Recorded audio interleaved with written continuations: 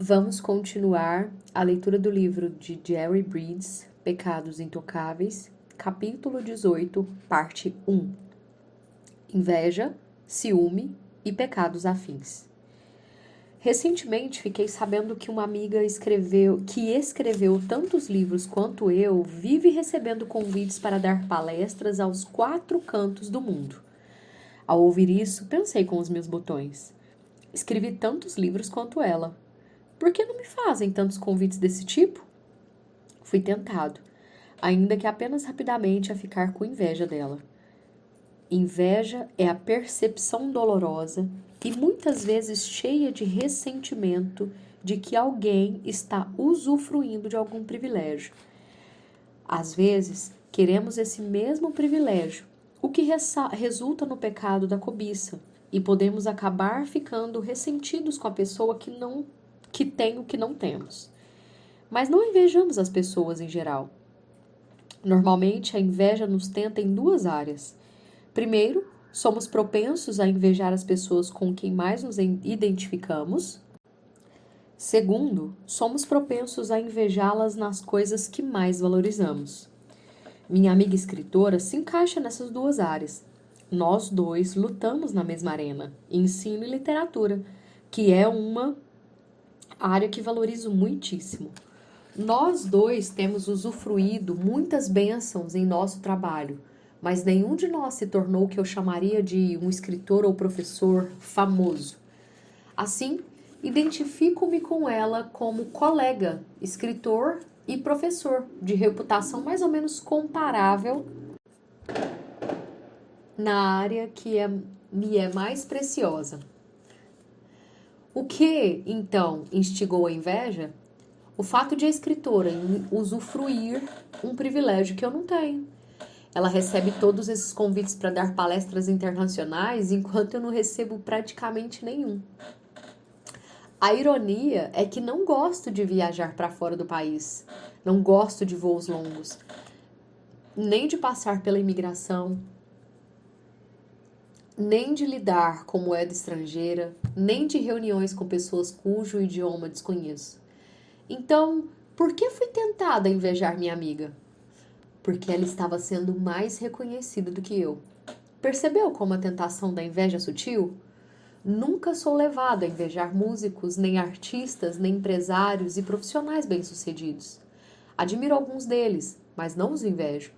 Seus talentos e habilidades são completamente diferentes dos meus. Então não me comparo com eles.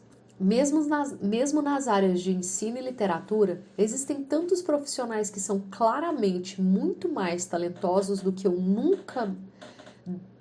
nunca me ocorreu invejá-los. Trabalham no mesmo campo que valorizo muitíssimo, porém estão tão acima de mim que não me identifico com eles. Consideremos um jogador iniciante que sonha em um dia fazer parte de um time profissional, Ele não inveja os jogadores desse time, pois estão em outra estratosfera.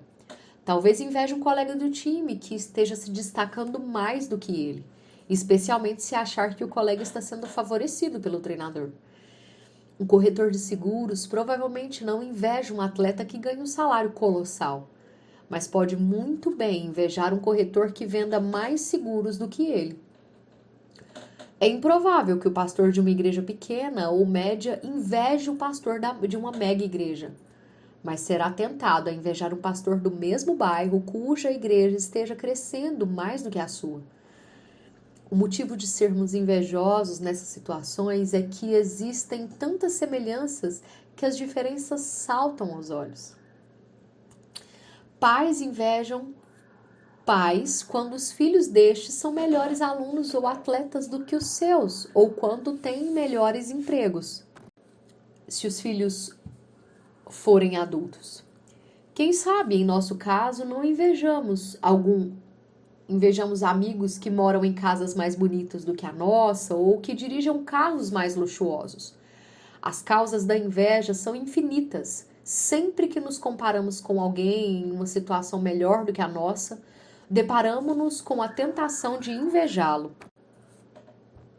Talvez nem mesmo queiramos o que os nossos vizinhos e amigos possuem.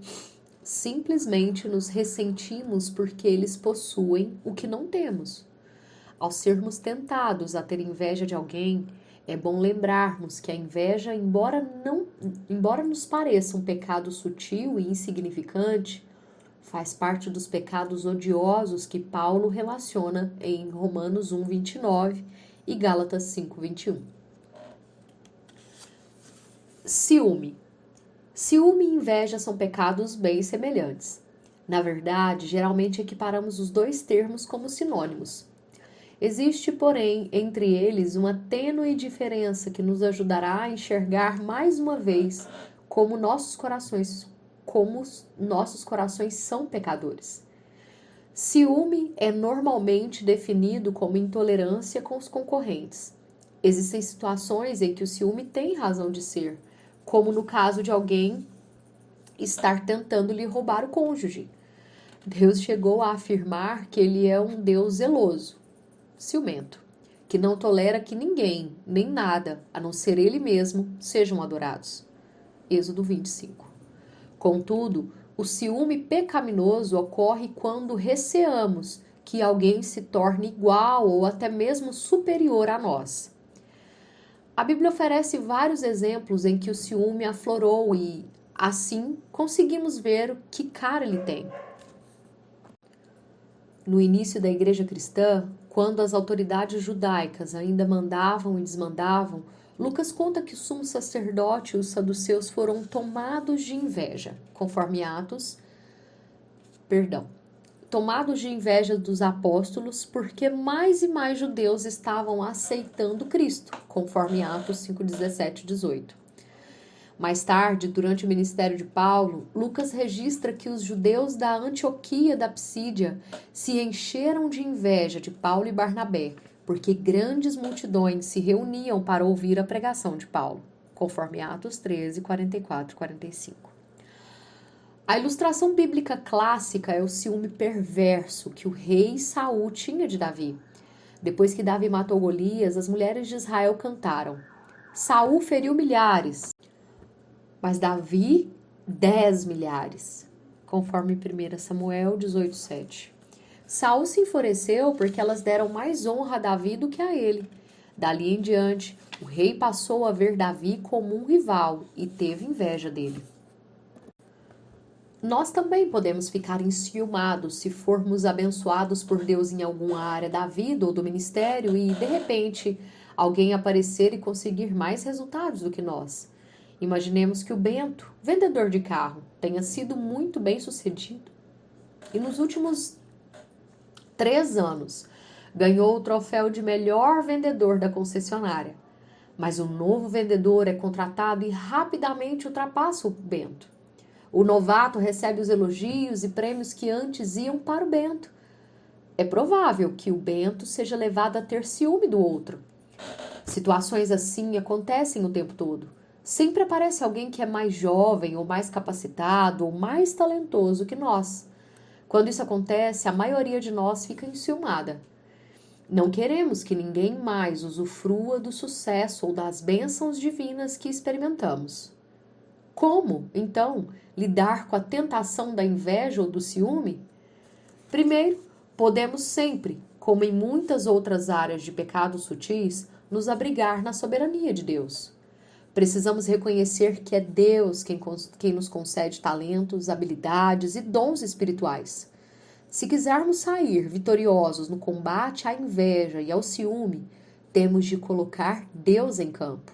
Não podemos esquecer que Ele determina não apenas as nossas habilidades, como também o grau dessas habilidades e da bênção que Ele irá conferir em seu uso. Ao olharmos à volta, fica claro que alguns vendedores de carros são melhores que os outros. Alguns pastores são excepcionalmente talentosos.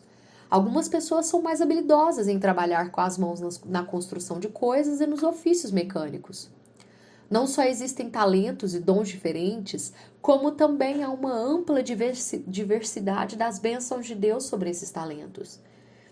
Tudo vem de Deus, que criou o pobre e o rico, que humilha e exalta. 1 Samuel 2:7. É Deus quem humilha um e exalta o outro, conforme o Salmo 75:7.